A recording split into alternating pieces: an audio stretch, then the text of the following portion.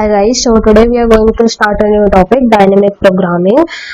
In this video, I'll be discussing about why we should be using dynamic programming and how it provides us a more optimized approach than using recursion.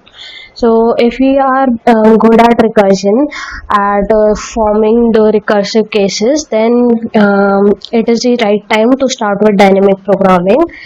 So I'll be discussing the Fibonacci problem. Fibonacci problem. As we all know that the nth term of a Fibonacci series is the sum of the previous two terms. So f of n is basically f of n minus 1 plus f of n minus 2. Right. And the base case are if n is equal to 0, then the answer is 0, and if n equal to 1, then the answer is 1. We all know these things. So in recursive case, in the recursion, if we have a look at the program, then what does the recursive program say? If n is less than equal to 1, then return n, else return recursive function of n minus 1 plus f of n minus 2. So the corresponding stack diagram can be seen here. So if in case n is equal to 5, then we call for two smaller problems, that is 4 and 3. So first of all, we call fib of 4. So fib of 4 would first call f of 3 and then f of 2. So first f of 3 is computed. How it is computed? Like calling smaller subproblems, that is f of 2 and f of 1. And then f of 2 is computed by calling f of 1 and 0. So here the base cases are encountered. In this case, we return 1 and 0 respectively. Like I told you here, when n is equal to 0 or n equal to 1, we return n. So in this case, we are returning n back, and then the value is computed as f of 1 plus f of 0. So value 1 is computed and it is returned to the calling function. So 1 is returned from here and f of 1 is called from f of 3. So value 1 is returned in this case, and sum is computed here and the value is returned to its calling function, that is value 2. And similarly, here we call fib of 2.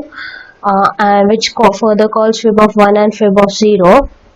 So 1 and 0 are returned back here and the value is computed, returned to its calling function, that is fib of 4 is returned value 2 plus 1. The value comes out to be 3.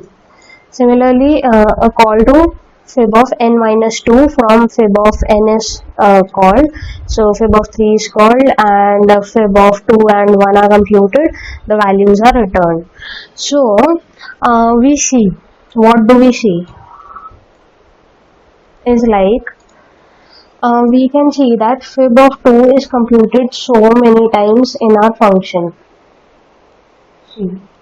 We can see that in a small function like fib of 5, we are recomputing fib of 2 value 3 times, and also fib of 3 is also recomputed. For calculating fib of 3, we are recomputing the values of fib of 2.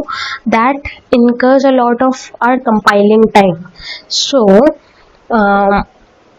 instead of recomputing these values of the smaller subproblems, we can simply store them somewhere. Okay, store them in some table. We can store them in some table so that when we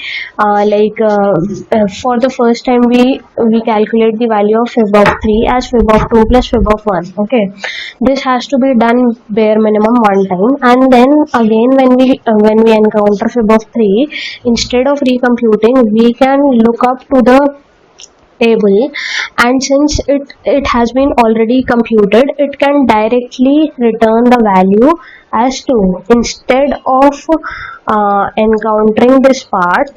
instead of recomputing this entire value, since the table has the value, we can simply return the value from the table, so we do not have to compute this value. So this is what is dynamic programming. So storing the values of smaller subproblems so that they are not recomputed each time that we encounter the same n value. When the same n value is encountered, we just check the lookup table, and if there is a valid value stored against it, then we simply return the value and do not recompute it. So this also helps to produce a solution in linear time. Okay, so how is it so? Like in this case of recursion, see, I'll show you. Like in the case of recursion, we were calculating the value again and again, and in case let me show you DP solution for the same problem. I'll take a lookup table.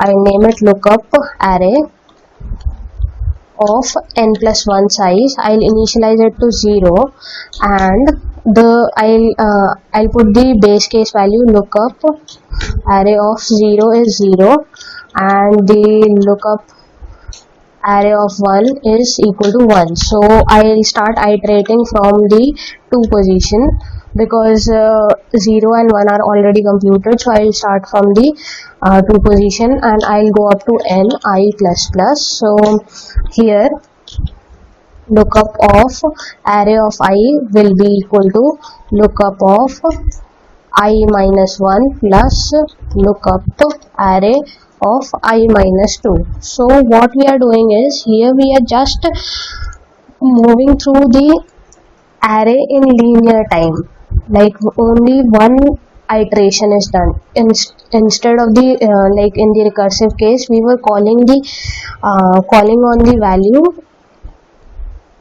for exponential number of times. So and in the case of dynamic programming, we are just doing a linear lookup, and we simply return the value of lookup of n.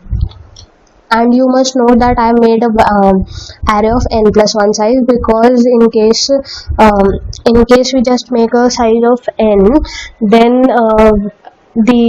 if we are trying to access the nth index, then it will go out of bound, and if we output the values of both the cases, I will show you.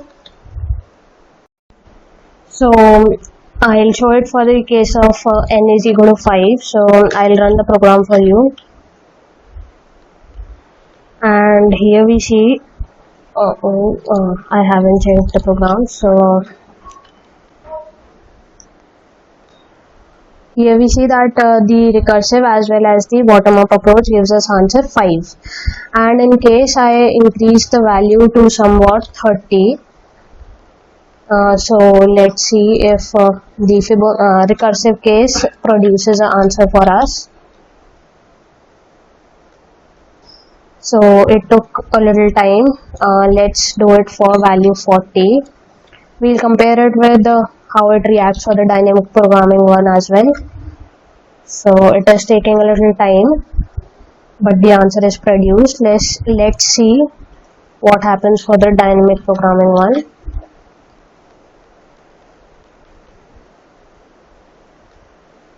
So here we see that it was faster than what it was in the recursive case. I hope you guys have understood it, why dynamic programming is better and how to approach it. We'll be covering more videos on dynamic programming in the upcoming videos. Give a thumbs up if you've understood it well. Bye bye.